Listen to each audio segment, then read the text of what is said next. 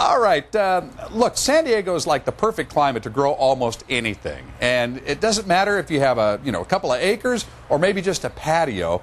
You can grow a garden. And David Ross is here from Walter Anderson Nurseries here to tell us how to do it. How you doing? Good morning, sir. Good to see you.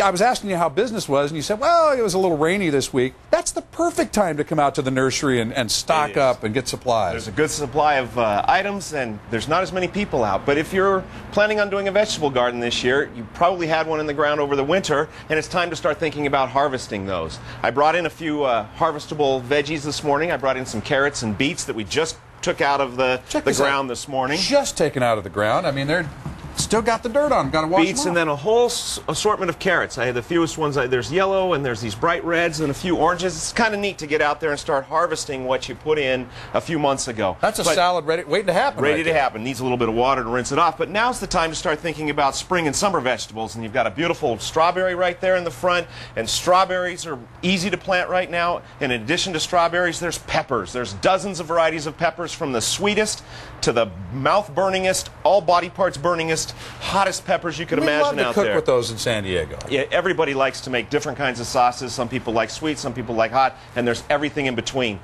Squashes, melons, cucumbers, all of that. Everybody's favorite, though, is at the end of the table here. That would be the tomatoes. Oh, my gosh. And how many varieties do you have out of Walter Right Anderson? now at the nursery, I don't know exactly how many, but suffice it to say there are dozens. Right. And we have a whole host of varieties from Burpee that you don't see every year. They have a new, everybody's heard of Brandywine that everybody loves. Burpee has one called Brandy Boy, and it's a more fruitful, productive Brandywine type. I have a couple of favorites. Momotaro. My favorite cherry type tomato is San Diego Red. It produces the sweetest, or not San Diego Red. What is it? I'm losing it again. Sun Gold Cherry. Sun Gold Cherry. Well, I got to tell you, my dog doesn't care. What I can tell you is, she'll eat anything off the vine. I have to keep my dog out of the garden because she picks fresh vegetables and eats them. My lazy dog has to have me pick them and hand them to him. If they drop to the ground, he won't touch them. I even have to break them open.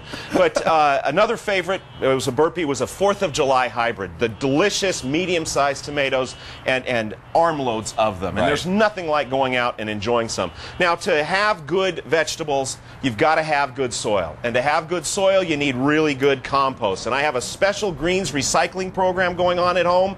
I have a friend of mine by the name of Heidi, and I feed Heidi my greens, my dandelions. Here's a picture of me feeding Heidi. Heidi's a sheep. Heidi looks like a goat, but she's really a sheep. And Heidi will eat my greens and then does some internal processing for me.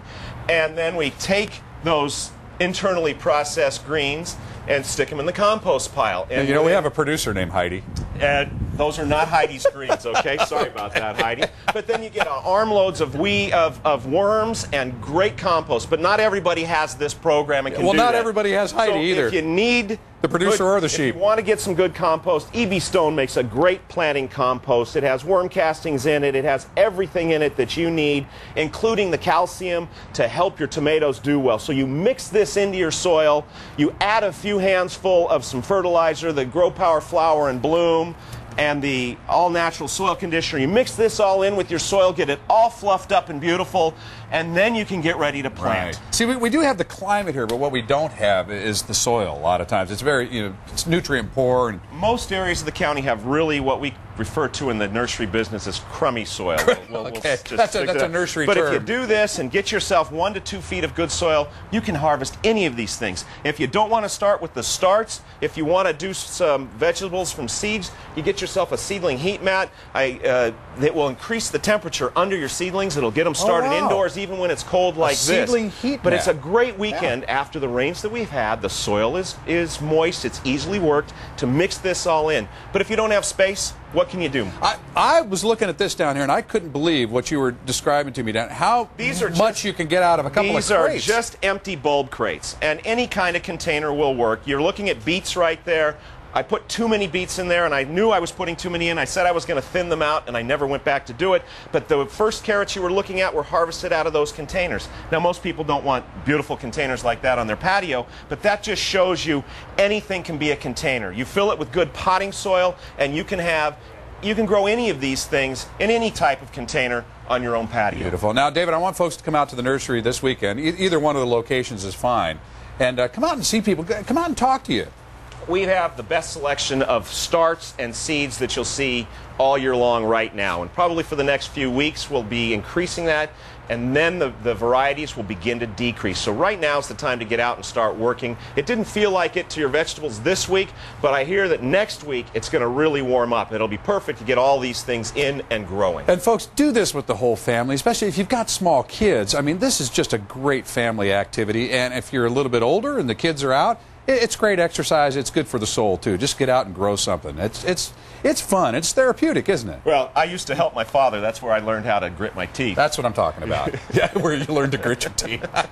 All right, Dave, go out to the Walter Anderson Nurseries this weekend, and if you need more information, you go to san diego6.com and you click on San Diego Living.